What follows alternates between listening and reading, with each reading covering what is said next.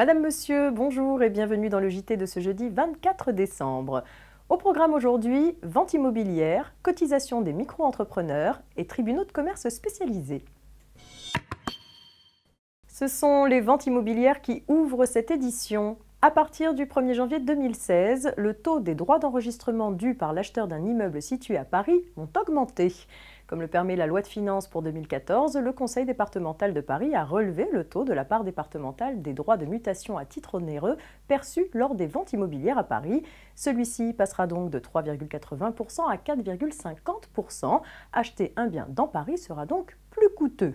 Les acquéreurs d'un bien immobilier dans l'ancien à Paris paieront des frais à hauteur de près de 8% du prix d'acquisition, comprenant les taxes, les frais de notaire et la TVA sur le prix d'achat. Désormais, ce sont 95 départements français sur 101 qui ont procédé à cette hausse des droits d'enregistrement.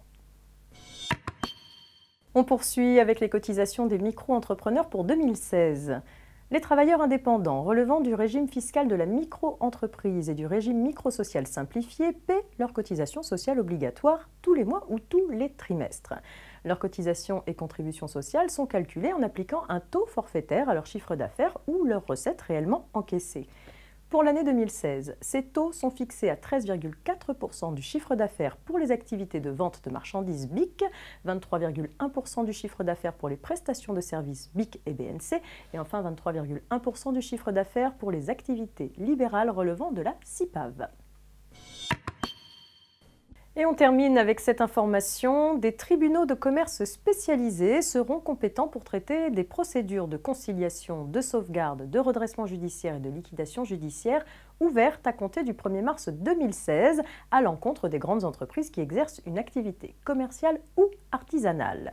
Ces grandes entreprises sont les entreprises dont le nombre de salariés est d'au moins 250 et leur chiffre d'affaires net d'au moins 20 millions d'euros, les entreprises dont le chiffre d'affaires net est d'au moins 40 millions d'euros, les sociétés détenant ou contrôlant une autre société dont le nombre de salariés de l'ensemble des sociétés concernées est d'au moins 250 et le chiffre d'affaires net de l'ensemble de ces sociétés est d'au moins 20 millions d'euros, et enfin les sociétés détenant ou contrôlant une autre société dont le chiffre d'affaires net de l'ensemble de ces sociétés est d'au moins 40 millions d'euros.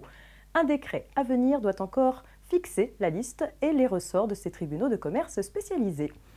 C'est la fin de cette édition. Demain, vendredi 25 décembre, c'est férié, donc pas de JT, mais on se retrouve dès lundi pour les derniers JT de l'année 2015. Excellente fin de semaine à tous.